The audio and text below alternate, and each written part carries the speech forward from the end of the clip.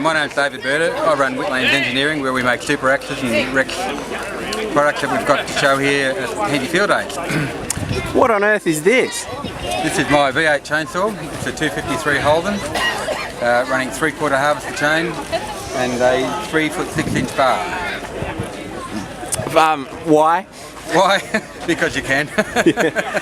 So, in a practical sense, will we see this in production ever? No, never. No, it's only just a toy. Yeah. And my motto is, he who has the best toys wins. What do the crowd think of it? They love it.